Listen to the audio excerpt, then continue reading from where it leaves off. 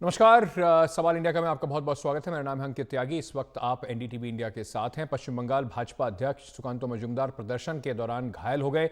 ये प्रदर्शन तब हो रहा था जब संदेशखाली में जो बहुत गंभीर आरोप ममता बनर्जी सरकार पर लगे हैं उसके खिलाफ भारतीय जनता पार्टी वहां पर जाने की कोशिश कर रही थी। पुलिस द्वारा किए गए लाठीचार्ज में ऐसा बताया जा रहा है कि उनके सर पर चोट आई है। पुलिसकर्मियों ने सुकांतो मजूमदार को पुलिस वाहन से अस्पताल पहुंचाया है।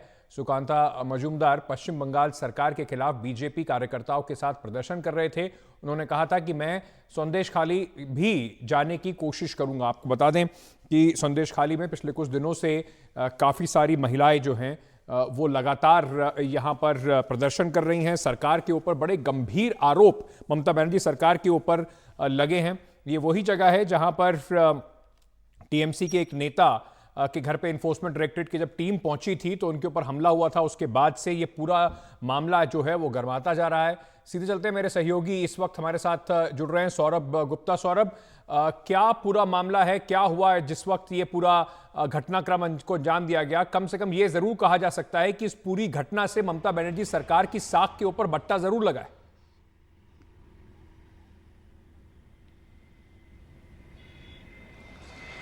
देखिए, तृणमूल के कुछ लोकल लीडर्स के ऊपर काफ़ी गंभीर आरोप लगाया गया है और ये आरोप है महिलाओं के ऊपर शारीरिक अत्याचार और उत्पीड़न की जो आरोप है ये लगाए गए हैं। हम आज संदेशखाली पहुंचे थे और वहाँ पे हमने जब कुछ महिलाओं से बात किया तो उन्होंने कहा कि उनको कुछ भी कारण देकर पार्टी ऑफिस बुलाया जाता था, कभी कभी रात को भी पार्टी ऑफिस बुलाया जाता था। और जो मुख्य आरोप जो लग रहा है वो लैंड ग्रैब का लग रहा है, लेकिन महिलाओं के साथ उत्पीड़न, शारीरिक उत्पीड़न, अत्याचार का एक आरोप बीजेपी की तरफ से लगा है और ये भी गंभीर आरोप है। तृणमूल की तरफ से कहा गया है कि देखिए इन सारे आरोपों का जांच होगा और लेकिन बीजेपी यहाँ पे स्थिति को और खराब करने के मकसद से पहुंचने की कोशिश कर रहे हैं। आज संदेशखाली के जो एंट्री पॉइंट्स है, जैसे कि आप जानते हैं संदेशखाली एक आइलैंड है और फेरी से जाना पड़ता है, तो सारे फेरी घाट्स पे 144 धारा लगाया दिया गया है ताकि लोग इकट्ठे ना हो पाए। और ये मामला अब पॉलिटिकल फ्लैश पॉइंट भी बन चुके हैं। आरोप जो लगे हैं गंभीर है। महिलाओं के साथ अत्याचार का आरोप लगे हैं शेख शाहजहां और उनके कुछ कार्यकर्ता के खिलाफ, और ये बहुत ही एक गंभीर आरोप है जिस पर ज़रूर सरकार को जवाब देना पड़ेगा। और ये आज जैसे बीजेपी ने मांग किया है कि सरकार के जवाब की मांग की, तृणमूल की तरफ से कहा गया है कि देखिए जो आरोप लगाए गए हैं वो गंभीर है और उसका प्रोब होगा, लेकिन बीजेपी यहाँ पे स्थिति खराब करने के लिए जा रहा है। बीजेपी कहते हैं तृणमूल के सरकार कुछ कर नहीं रहे हैं, लोगों को गिरफ्तार नहीं कर पा रहे हैं, शेख शाहजहां अभी भी लापता है। तो ये एक तरीके से उनको प्रोटेक्शन देने की आरोप तृणमूल के ऊपर, सरकार के ऊपर लगा रहे हैं बीजेपी। जवाब में तृणमूल बीजेपी के ऊपर ये आरोप लगा रहे हैं कि स्थिति खराब करने के मकसद से जा रहे हैं। महिला सुरक्षा के ऊपर बीजेपी का ध्यान नहीं है। कल भी पुलिस पर हमला किया गया था। तो इन सारे आरोप और प्रत्यारोप के बीच में राजनीतिक जो एक हलचल की स्थिति बनी है, लेकिन सबसे अहम बात ये होनी चाहिए कि जो महिला उत्पीड़न की बात कर रहे हैं वो डर के माहौल में अभी भी जी रहे हैं। महिला उत्पीड़न की जो बात कर रहे हैं उन्हें अभी भी डर है। और सौरभ, ये जो आज बीजेपी के जो अध्यक्ष हैं उनके ऊपर इस तरह की चोट आई है उस पर सरकार का क्या कहना है? देखिए, बीजेपी के जो अध्यक्ष है वो उनको आज वो टाकी करके एक जगह पे कल रात को रुके थे। कल रात को बशीरहाट एसपी ऑफिस के सामने प्रदर्शन हुआ था जहां पे भी हिंसक स्थिति बनी थी, पत्थरबाजी हुई थी, जिसके जवाब में पुलिस ने लाठी चलाई और आंसू के गैस के गोले भी छोड़े गए थे। तो आज संदेशखाली जाने का प्रोग्राम बनाया था सुकांतो मजूमदार ने, लेकिन वो जब होटल से टाकी से निकलने की कोशिश किए तब पुलिस के साथ वहाँ पे एक स्कफल हुआ और उसमें वो गिर गए और अभी उनको बशीरहाट अस्पताल ले जाया गया था, लेकिन अब वो इसी रास्ते से कलकत्ता की तरफ उनको अपोलो हॉस्पिटल मूव किया जा रहा है। तो आज की ये घटना है और अब जो स्थिति है वहाँ पे संदेशखाली में एक अनईजी काम जिसे हम कहते हैं उस स्थिति है। सौरभ, बहुत बहुत शुक्रिया हमारे साथ जुड़ने के लिए, दर्शकों तक ये खबर लाने के लिए। संदेशखाली में बहुत गंभीर आरोप लगे हैं, इसकी जांच होना जरूरी है। इस पर बीजेपी जो है और तृणमूल को घेरने के लिए वहां पर पूरी कोशिश करती दिखाई पड़ रही है। चलिए बात आगे बढ़ते हैं और बात करते हैं किसानों की। दिल्ली में आने की जो जद्दोजहद है किसानों की, किसान उस पर अभी भी अड़े हुए हैं। उनके आंदोलन का आज दूसरा दिन है। आपको बता दें, न्यूनतम समर्थन मूल्य के लिए कानून बनाने, स्वामीनाथन आयोग के सभी सिफारिशों को लागू करने की मांग को लेकर ये जो किसान हैं पंजाब और हरियाणा के शंभू बॉर्डर पर डटे हुए हैं। उनकी दिल्ली पहुंचने की जो योजना है, लेकिन दिल्ली की सभी सीमाओं को सील कर दिया गया है और एहतियातन धारा 144 भी लगा दी गई है। शंभू बॉर्डर पर आज ही प्रदर्शनकारियों और पुलिस के बीच में झड़प देखने को मिल रही है। पुलिस आंसू गैस के गोले जो है वो लगातार उसका इस्तेमाल कर रही है, छोड़ रही है उनके ऊपर। उधर जींद के खनौरी बॉर्डर पर भी काफी तनाव बना हुआ है। आपको ये बता दें कि कल पंजाब हरियाणा हाईकोर्ट ने बात कही थी कि भाई किसान अगर दिल्ली जाना चाहते हैं तो उन्हें रास्ता दिया जाए और दूसरा उनका हक है कि वो शांतिपूर्वक प्रदर्शन करें। किसान बार बार ये मांग कर रहे हैं कि वो दिल्ली आके उन्हें कोई जगह दे दी जाए जहां पर वो प्रदर्शन अपना जारी रखें, लेकिन सरकार जो है कम से कम अभी इस मूड में नहीं दिख रही कि किसानों को किसी भी तरीके से दिल्ली के आसपास ही भटकने दिया जाए। और उसी कारण से बहुत जबरदस्त भारी मात्रा में पुलिस को तैनात किया गया है, बड़े इंतजाम किए गए हैं किसानों को रोकने के लिए।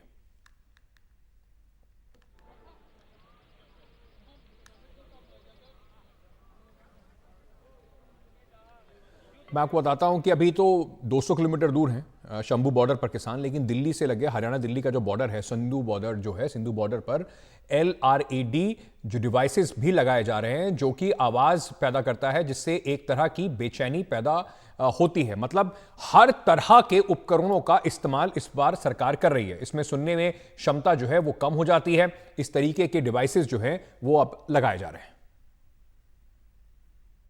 दिल्ली पुलिस और पैरामिलिट्री फोर्सेस सिंधु बॉर्डर पर तैनात हैं। आज मोर्चेबंदी को और ज़्यादा सशक्त बना रही है दिल्ली पुलिस, और यही वजह है कि एक से बढ़कर एक जो भी प्रदर्शनकारियों को रोकने की अत्याधुनिक मशीनें हैं उनकी भी तैनाती हो रही है।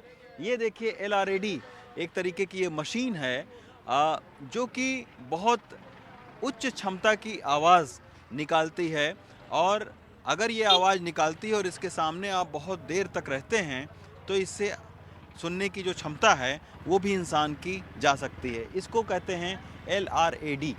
तो ये बहुत ज़्यादा डेसिमल की जो आवाज़ है उसको ये निकालती है, तो इसी के वजह से इसको तैनात किया गया है। और इसको जो तैनात किया गया है, इसकी आवाज़ जो है वो बिना रुके जाए सामने तक। इसके वजह से ये आप देखिए कि ये जो धन्यवाद आगमन प्रार्थनीय है जो लिखा है, हरियाणा आपका स्वागत करती है जो लिखा है, उस बोर्ड को भी अब हटाया जा रहा है ताकि ड्रोन उड़ाने में इस तरीके की मशीन की जो आवाज़ है वो पहुंचने में, और टेयर गैस का इस्तेमाल अगर करती है पुलिस तो उसमें कोई अवरोध ना आए, उसके लिए उस बोर्ड को जो है वो हटाया जा रहा है। तो इस तरीके की तमाम सारी जो तैयारी है वो दिल्ली पुलिस कर रही है। 2 साल पहले जो किसान हैं वो यहीं सिंघू बॉर्डर पर जो है वो इसी जगह पर वो बैठ गए थे और तकरीबन 13 महीने तक वो बैठे रह गए थे। आप देखिए कि हर तरफ कुछ ना कुछ यहाँ चल रहा है। ये देखिए क्रेन मंगवाई गई है और ये जो कंटेनर हैं उसमें सैकड़ों टन मिट्टी भरी गई है ताकि भारी रहे, इसको कोई उस तरीके का बड़ा ट्रैक्टर जो है वो खींच ना पाए। जिस तरीके से कल हमने देखा था कि पंजाब के किसानों के पास में बहुत बड़े बड़े ट्रैक्टर हैं जो उन्होंने जो कंक्रीट लगाई गई थी उसको उखाड़ दिया था, लेकिन इस कंटेनर को, जो यहाँ पर कंटेनर हैं, उसको जो है वो यहाँ पर ना उखाड़ने पाए। इसके वजह से इसमें मिट्टी जो है वो भरी जा रही है। और अभी भी देखिए नए नए कंटेनर जो है वो लाए गए हैं और इन क्रेन के ज़रिए यहाँ पर रखा जा रहा है। तो एक तरीके से आप कह सकते हैं कि LRAD जो है मशीन से लेकर वाटर कैनन, जो आंसू गैस है, उस तक का जो इस्तेमाल है वो होगा। एक तरीके से दिल्ली पुलिस की पूरी जो कोशिश है वो ये है कि किसान दिल्ली के अंदर नहीं घुस पाएँ। अभी हरियाणा के जो पुलिस कमिश्नर हैं उन्होंने कहा कि अगर शंभू बॉर्डर के बैरिकेड को तोड़ भी देते हैं किसान, तो फिर उसके अलावा जो है वो 5 ज़िलों में 10 बैरिकेड का सामना उनको करना पड़ेगा। 2-2 डिस्ट्रिक्ट की जो पुलिस है उसको तैनात किया गया है। तो इतना आसान नहीं है इस बार दिल्ली की सीमा में पहुंचना किसानों के लिए। यानी कि पूरे तरीके से जो है अगर सुरक्षा बल जवान वर्सेस किसान की एक पूरी कहानी बनती दिखाई पड़ रही है। वहीं गाजीपुर बॉर्डर पर बैरिकेडिंग से आम लोगों को परेशानी हो रही है। किसान अभी तक यहां पहुंचे नहीं हैं, लेकिन उससे पहले की जो तैयारियां हैं उसी ने लोगों को परेशान कर रखा है। आज हम मौजूद हैं गाजीपुर के फ्लाईओवर पे। अगर बात की जाए इस फ्लाईओवर की, तो यहाँ पर पुलिस की पूरी तैनाती की गई है ताकि कोई भी किसान अंदर ना आ पाए, जो कि ऐसी अभी तक तो कोई गतिविधि नहीं देखी गई है। पर पहले से चाक चौबंदी की गई है, क्रेन मंगाई गई है ताकि बैरिकेड्स लगाए जाएं। पुलिस कर्मियों की गाड़ियां खड़ी हुई हैं, काफी सारी वैन्स खड़ी हुई हैं जिसमें पुलिसकर्मी तैनात हैं। और अगर बात की जाए बहुत सारे लोग जो इस रोड को क्रॉस कर रहे हैं, उसको इस बैरिकेडिंग को क्रॉस करके ही जाना पड़ेगा। पर अगर बात की जाए इसके नीचे वाले रोड की, जो कि ये भी गाजीपुर का ही रोड है, क्योंकि हम गाजीपुर फ्लाईओवर पे खड़े हुए हैं, तो अगर बात की जाए इस रोड की, तो ये रोड पूरा ब्लॉक किया गया है। अगर सीमेंट लगाया गया है, आगे आगे कमांडोज हैं जो कि पूरी तरीके से ब्लॉक करके रखे हुए हैं रोड को, ताकि कोई भी ऐसी गतिविधि ना हो। और काफी सारे लोग हैं जो यहाँ से आवाजाही रोज का करते हैं, उनके लिए ये बहुत ही परेशानी की बात हो जाती है, क्योंकि कुछ लोगों को रास्ता पता नहीं लग पाता, जो कि नीचे से जाने वाले लोग हैं, जो कि दिल्ली में एंटर करने वाले लोग हैं, ऑफिस जाने वाले लोग हैं, उनको काफी दिक्कतों का सामना करना पड़ रहा है। चलिए सीधे चलते हैं। मेरे सहयोगी रवीश, जो आपको थोड़ी देर पहले एक रिपोर्ट दिखा रहे थे, वो इस वक्त हमारे साथ जुड़ रहे हैं। रवीश, दिल्ली तक तो पहुंचने नहीं दिया जाएगा इस वक्त, तो इस बार पूरा कड़ा इंतजाम किया गया है। सरकार नहीं चाहती 2014 से पहले किसान यहां पर आके बैठे, लेकिन लोगों को उससे खासी परेशानी हो रही है। किसान तो अभी पहुंचे नहीं है, लेकिन किसानों के पहुंचने से पहले ही लोगों का जीना बिल्कुल मुश्किल हो गया है। बिल्कुल अंकित, क्योंकि आपको पता है सिंघू बॉर्डर के आसपास औद्योगिक क्षेत्र हैं। एक तो जो दिल्ली का औद्योगिक क्षेत्र है वो है कोंडली और राई, और दूसरी साइड में जैसे ही आप 5-6 किलोमीटर चलते हैं तो आपको सोनीपत का औद्योगिक क्षेत्र मिलता है। और ये पूरा जो जगह है, अगर दिल्ली की हम बात करें तो राई और कोंडली में 5000 से ज्यादा फैक्ट्रियां हैं और 50,000 से ज्यादा मजदूर काम करते हैं। आज तो मैंने देखा जो मजदूरों की हालत आज सुबह कि तमाम सारे जो मजदूर हैं वो घर छोड़ के जा रहे थे, क्योंकि उनका कहना है कि इस किसान आंदोलन के चलते 5-6 दिन के लिए कई सारी फैक्ट्रियां बंद कर दी गई हैं।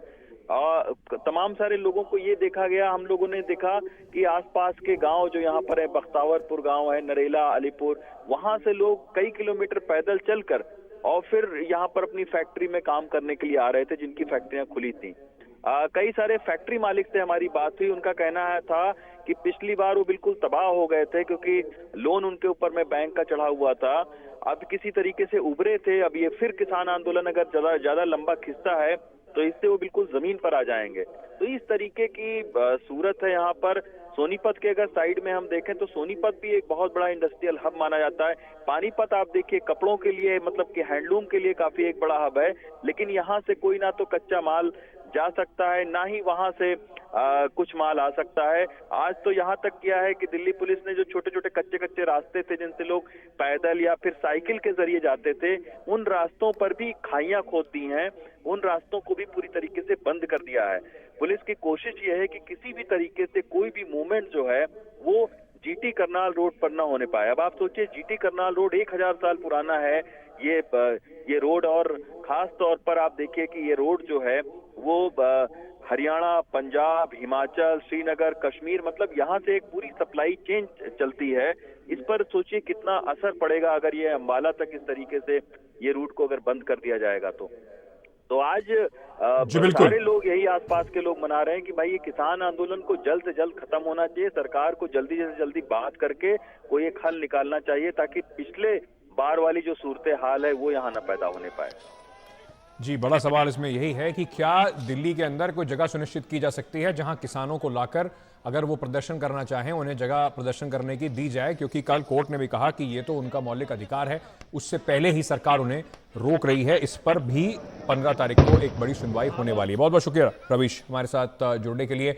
किसान जो आंदोलन हो रहा है उस आंदोलन के बीच में जिस तरीके की तैयारियां दिल्ली पुलिस और सरकार ने की हैं हरियाणा में, दिल्ली के अंदर, उससे क्या आपको कुछ परेशानियां हो रही हैं? क्या हैं आपकी परेशानियां? एनडीटीवी के कॉल इन शो में आप अपनी शिकायत बता सकते हैं, अपनी परेशानी बता सकते हैं। नंबर रहेगा 9717722998। इस पर आप 5:30 बजे फोन करके अपनी परेशानी और समस्या बता सकते हैं।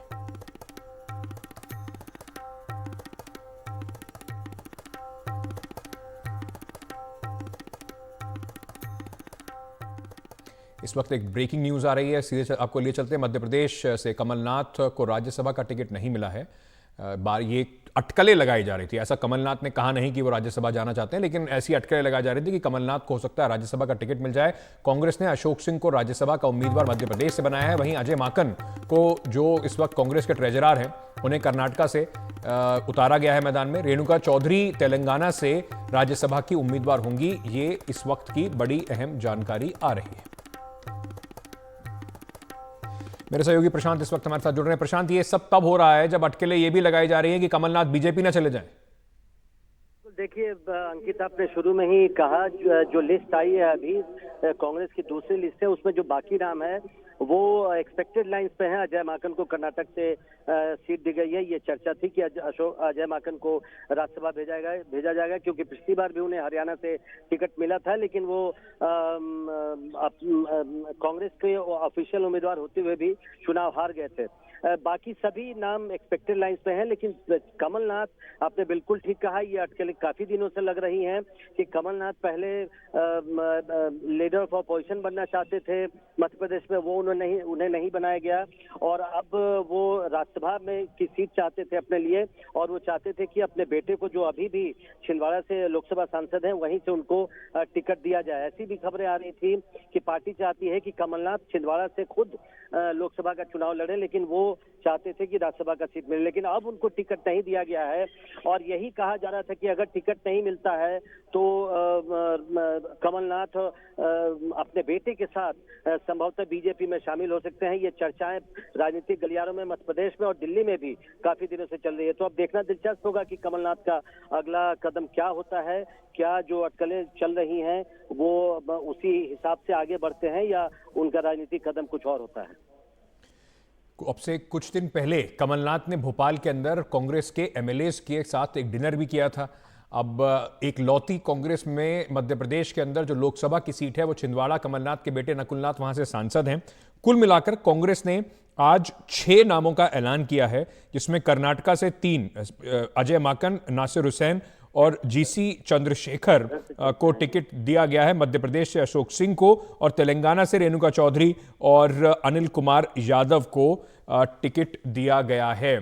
तो कांग्रेस ने अपने 6 उम्मीदवार घोषित कर दिए।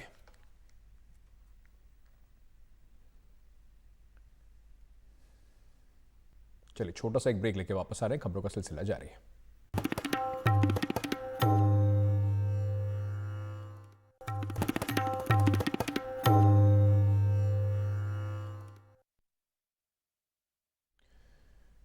अब बीजेपी की बात करते हैं, उन्होंने गुजरात और महाराष्ट्र के जो राज्यसभा उम्मीदवार हैं उसकी सूची जारी कर दी है। गुजरात से जेपी नड्डा जो पार्टी के अध्यक्ष हैं उनको भेजा जा रहा है, क्योंकि आपको पता है हिमाचल में सरकार बदल गई है, तो इस बार जेपी नड्डा जो पहले हिमाचल से आते थे अब उनको गुजरात से इस बार मौका दिया जा रहा है। वहीं महाराष्ट्र से कांग्रेस छोड़कर बीजेपी में शामिल हुए अशोक चौहान को राज्यसभा का टिकट मिला है। मिलन देवड़ा को शिवसेना से राज्यसभा जाएंगे ऐसा बताया जा रहा है। राष्ट्रीय जनता दल से एक बार फिर मनोज झा, वहीं तेजस्वी यादव के सलाहकार संजय यादव को भी राज्यसभा मिल सकती है। कल नामांकन ये दोनों दाखिल कर सकते हैं। मेरे सहयोगी रौनक इस वक्त जुड़ रहे हैं महाराष्ट्र की जो पूरी राजनीति है उस पर चर्चा करने के लिए। रौनक, महाराष्ट्र से भारतीय जनता पार्टी एक अशोक चौहान को भेज चुकी है, और किस किस नेता को वहां भेजा जा सकता है? मिलन देवरा अगर राज्यसभा चले जाते हैं शिवसेना शिंदे से, तो इसका मतलब कि वो लोकसभा चुनाव तो लड़ेंगे नहीं। जी देखिए, अब ये लगभग साफ हो चुका है। अगर महाराष्ट्र में बीजेपी की सूची को ध्यान में दे तो बीजेपी ने जिन 3 लोगों को फिलहाल उम्मीदवारी की घोषणा की है, जिसमें पहला नाम है अशोक चौहान का, दूसरा नाम है मेधा कुलकर्णी और तीसरा नाम है डॉक्टर अजीत गोपछड़े। दरअसल इन तीनों के कास्ट कॉम्बिनेशन को अगर आप देखें तो अशोक चौहान मराठा कम्युनिटी से आते हैं, मेधा कुलकर्णी ये ब्राह्मण समाज से आती है, जबकि डॉक्टर अजीत गोपछड़े ये ओबीसी कम्युनिटी से आते हैं। अब मिलिंद देवड़ा की जो आपने सवाल पूछा कि मिलिंद देवड़ा अगर राज्यसभा जा रहे हैं तो वे अब लोकसभा का चुनाव नहीं लड़ेंगे, तो निश्चित तौर पर यह साफ बात है कि वो लोकसभा का चुनाव नहीं लड़ने जा रहे और इसीलिए उन्हें शिंदे कैंप में इंडक्ट कराया गया और वहां से वे अब राज्यसभा के उम्मीदवार होंगे। दरअसल दक्षिण मुंबई की जो सीट जहां से वो अब तक लोकसभा का चुनाव लड़ा करते थे वो सीट बीजेपी चाहती है और बीजेपी वहां से शिवसेना के सामने अपना उम्मीदवार जो है उतारने की तैयारी में है। राहुल नार्वेकर जो विधानसभा का अध्यक्ष है उन्हें लोकसभा के लिए कैंडिडेट बीजेपी बनाने की फिराक में, हालांकि इसका फैसला तो बीजेपी केंद्रीय पार्लियामेंट्री बोर्ड करेगा, पर हमारे सूत्र बता रहे हैं कि राहुल नार्वेकर दक्षिण मुंबई से लोकसभा में बीजेपी के उम्मीदवार हो सकते हैं। अब महाराष्ट्र की जो राजनीति है, महाराष्ट्र में 6 राज्यसभा की सीटें हैं और एक सीट जीतने के लिए 42 वोटों की जरूरत है। अगर महायुति गठबंधन देखे जिसमें अजीत पवार, शिंदे और बीजेपी आती है, इनके पास के वोटों की संख्या देखे तो 5 सीटें आराम से जीत रहे, लेकिन 6ठी सीट पर अगर उम्मीदवार बीजेपी उतारती है तो कांग्रेस के लिए यहां पर मुश्किल हो सकती है। हालांकि कांग्रेस के पास जो 42 वोटों का आंकड़ा है वो है, लेकिन अशोक चौहान के बीजेपी में जाने के बाद कहीं ना कहीं अटकलें लगाई जा रही है कि 10 से 12 ऐसे विधायक हैं जो कि अशोक चौहान और बीजेपी के संपर्क में है और अगर वो क्रॉस वोटिंग करते हैं तो कांग्रेस का जो उम्मीदवार है चंद्रकांत हांडोरे, जिन्हें उम्मीदवारी आज दी गई है, उनके लिए मुश्किलें खड़ी हो सकती है। जी बहुत बहुत शुक्रिया हमारे साथ जुड़ने के लिए रौनक। ये सारी जानकारी हमारे दर्शकों तक पहले पहुंचाने के लिए। उत्तर प्रदेश में जो 7 राज्यसभा सीटों के उम्मीदवार भारतीय जनता पार्टी ने कल उनका नाम घोषित किया था, उन्होंने आज पर्चा दाखिल किया। मुख्यमंत्री योगी आदित्यनाथ भी उनके साथ दिखाई पड़े। बीजेपी के पास 7 राज्यसभा प्रत्याशियों को जिताने के लिए पूरा बहुमत है। बीजेपी का 8वां प्रत्याशी न उतारने से समाजवादी पार्टी और बीजेपी के सभी प्रत्याशी निर्विरोध चुनकर राज्यसभा जाएंगे। उत्तर प्रदेश में 10 सीटें हैं जिनके लिए 27 फरवरी को राज्यसभा का चुनाव होना है। उत्तर प्रदेश की 7 सीटों में के लिए बीजेपी ने सुधांशु त्रिवेदी, आरपीएन सिंह, तेजवीर सिंह, साधना सिंह, संगीता बलवंत, नवीन जैन और अमरपाल मौर्य को प्रत्याशी बनाया है। वहीं समाजवादी पार्टी की तरफ से जया बच्चन, आलोक रंजन और रामजी लाल मैदान में उतारे गए। हमारे सहयोगी रणवीर ने बीजेपी उम्मीदवार सुधांशु त्रिवेदी से बात की, आपको सुनवाते हैं। सुधांशु त्रिवेदी साहब एक बार फिर राज्यसभा पहुंचने वाले हैं, यूपी से नामांकन कर दिया है। सर, इस बार क्या प्राथमिकताएं होंगी? देखिए, आज का दिन एक बहुत सुखद संयोग का दिन है, क्योंकि आज विश्व के इतिहास में पहली बार अबू धाबी में एक मंदिर का उद्घाटन हो रहा है और माननीय प्रधानमंत्री श्री नरेंद्र मोदी जी सेतु वहाँ पर हैं। तो मैं कह सकता हूँ सारे विषयों से ऊपर उठकर हर भारतीय के लिए, वो भारत का भारतवासी हो या अप्रवासी भारतीय हो, सबके लिए एक गर्व का विषय है। और ये मोदी जी के नेतृत्व में भारत के बढ़ते हुए वैश्विक प्रभाव और उसकी बढ़ती हुई वैश्विक स्वीकारोक्ति का प्रतीक है। तो हम सब जो दायित्व मिलेगा उसमें इसी हेतु क्या और कर सकते हैं, पूरी निष्ठा और क्षमता के साथ उसे साकार करने का। आपके सामने अब सोनिया गांधी जी भी दिखेंगी राज्यसभा में। सोनिया गांधी जी के राज्यसभा जाना और इस स्ट्रेटजी को कैसे? पहले भी राज्यसभा में रही हैं और ये कांग्रेस का नितांत अंदरूनी मामला है। परंतु एक बात बहुत स्पष्ट है कि इसका अर्थ ये हो गया कि कांग्रेस ने मान लिया कि अब रायबरेली जीतना भी संभव नहीं है, तो कांग्रेस के युवराज 2019 के लोकसभा में चुनाव हारने के बाद उत्तर प्रदेश छोड़े थे। अब संभवतः सोनिया जी अर्थात कांग्रेस की राजमाता जी ने अभी चुनाव से पूर्व ही उत्तर प्रदेश छोड़ने का निर्णय लिया है। तो इससे स्पष्ट हो गया है कि जो हमारा संकल्प है 80 की 80 लोकसभा जीतने का, कहीं ना कहीं हमारे विपक्षी भी मनी मनी समझ रहे हैं, इसलिए वो अपने सबसे दिग्गज नेताओं को जी आती हैं। तो हम तो बहुत साफ कह रहे हैं ना, कोई भी यदि रहे, अब बहुत स्पष्ट है कि अगर वो आती हैं तो मैं इस पे कहना चाहूँगा, एक दौर था जब हम लोग बचपन में सुनते थे, जब इंदिरा जी सत्ता से बाहर हो गई थी 1980 में, तो क्या कहते थे? इंदिरा लाओ कांग्रेस बचाओ और इंदिरा लाओ देश बचाओ। तब सोच देश की थी। उसके 20 साल बाद जब सोनिया गांधी जी आई 98 में, तो नारा क्या था? सोनिया लाओ कांग्रेस बचाओ। अब सोच कांग्रेस तक रह गई। अब अगर आप कह रहे हैं तो इसका मतलब होगा उनको लाओ, अमेठी रायबरेली बचाओ। तो कहाँ से कहाँ पहुँच गए साहब।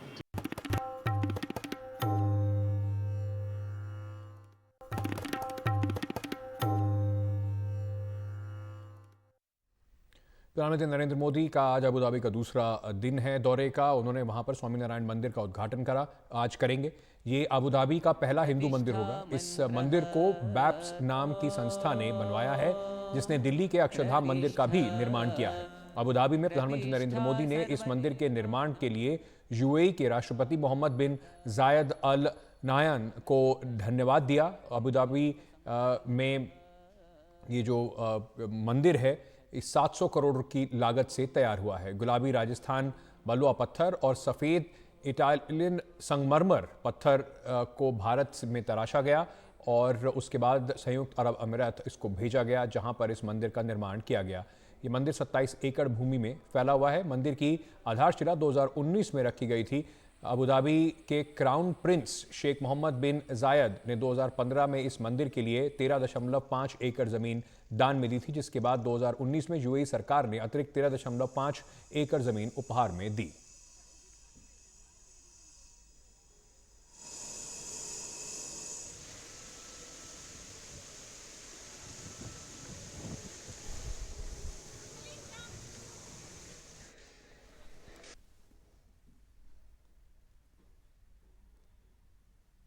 प्रधानमंत्री नरेंद्र मोदी कुछ ही देर में ये बैप्स टेम्पल का इनॉग्रेशन करने वाले हैं और आज के खलीज टाइम्स में ये फुल पेज एडवर्टोरियल्स आए हुए हैं जो इस टेम्पल की खासियत बता रहे हैं। जैसे 12 समरन्स, 7 शिखर्स हैं, 2 घुम्मट जिसको डूम्स बोलते हैं, 410 स्तंभ हैं जो पिलर्स, अंग्रेजी में पिलर्स बोलते हैं। उसी तरह से ये जो टेम्पल है वो बाहर से पिंक सैंडस्टोन है उसका। अगर कैमरा पर्सन जूम इन करके दिखाएं मुरसलीन, जो ये डिस्क्रिप्शन ये होगा कि जो लगभग 27 एकड़ में ये फैला हुआ है ये टेम्पल। और ये मंदिर की खासियत ये है कि ये जो सिग्निफिकेंस है इसमें बोला जा रहा है ये हारमनी का सिंबल है।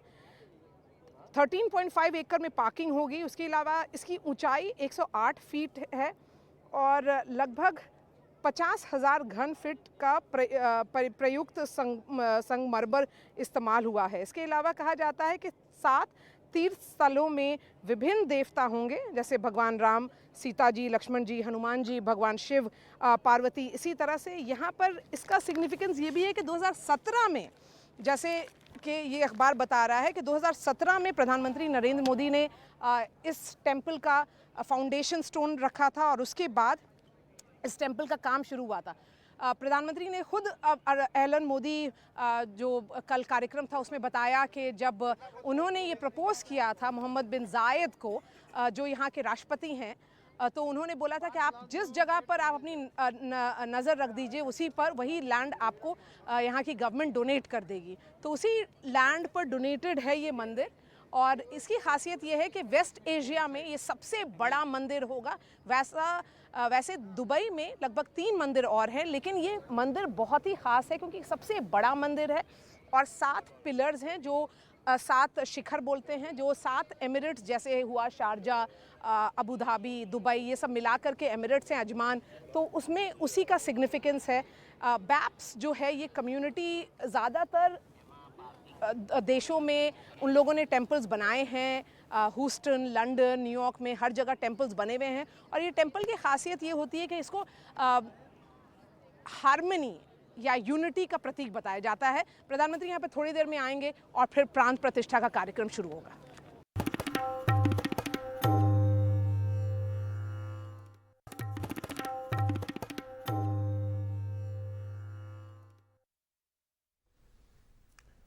इन्फोर्समेंट डायरेक्टरेट ने विवादों से घिरे पेटीएम पेमेंट बैंक लिमिटेड के खिलाफ मनी लॉन्ड्रिंग के आरोपों की शुरुआती जांच शुरू कर दी है।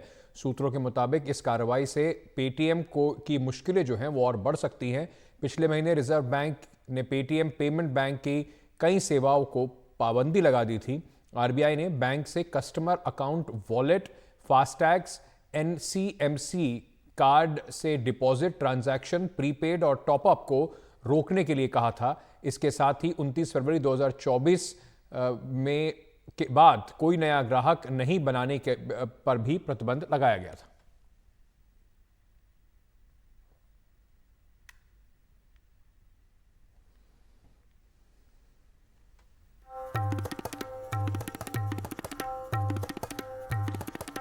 आपको याद दिला दें कि किसान दिल्ली में अपनी मांगे मनवाने के लिए एमएसपी की गारंटी के लिए एक बार फिर से आ रहे हैं। दिल्ली से 200 किलोमीटर दूर हैं, लेकिन दिल्ली के बॉर्डर को जिस तरह से सील किया गया है उससे आम जनता को खासी परेशानी हो रही है। अगर आपको भी ऐसी कुछ परेशानी हो रही है तो आप एनडीटीवी के कॉल इन शो में आप फोन करके अपनी बात रख सकते हैं। नंबर है 9717722998। इस पर 5:30 बजे फोन करके अपनी प्रतिक्रिया आप दे सकते हैं।